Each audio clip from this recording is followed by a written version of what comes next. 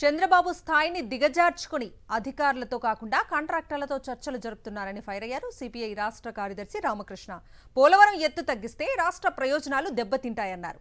చంద్రబాబు చేసే అభివృద్ధి సంపన్నులకు మాత్రమే ఉపయోగపడుతోందని, సీఎంకు భూమి పిచ్చి పట్టుకుందని మండిపడ్డారు. పవన్ కళ్యాణ్ సనాతన ధర్మం పేరుతో బీజేపీ జెండా మోస్తున్నారని ధ్వజమెత్తారు. కూటమి ఏడాది పాలనలో అన్ని శాఖల్లో అవినీతి పెరిగిపోయిందన్నారు రామకృష్ణ. 82,000 కోట్లు అంటా ఉన్నారు.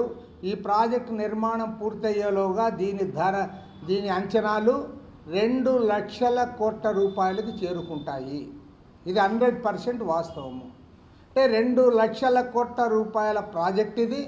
ఈ ప్రాజెక్ట్ని తీసుకుని పోయి ప్రైవేటు వాళ్ళ చేతుల్లో పెడతావు. వారి కాంట్రాక్టర్ల దయాదాక్షిణ్యాల మేరకు మనం తాగునీరు సాగునీరు తీసుకోవాల్సిన అవసరం వస్తుంది. కాబట్టి అంటే దీనిపైన మీ వాళ్ళ ప్రభుత్వాన్ని డిమాండ్ చేస్తూ ఉన్నాం.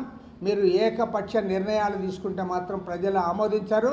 నేను సీఎం గారికి సూటిగా చెప్తా ఉన్నా, మీరు అధికారానికి రాకముందు ప్రతిపక్షంలో ఉన్నప్పుడు ఈ అంశాలు ఏవి కూడా లేవనెత్తలే. ఇవాళ అధికారం వచ్చిన తర్వాత పక్కా ప్రైవేటైజేషన్ పాట పాడుతూ ఉన్నారు.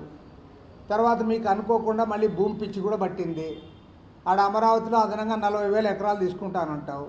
ఈడ కరేడ్లో మళ్ళీ ఒక 8,500 ఎకరాలు తీసుకుంటానంటావు.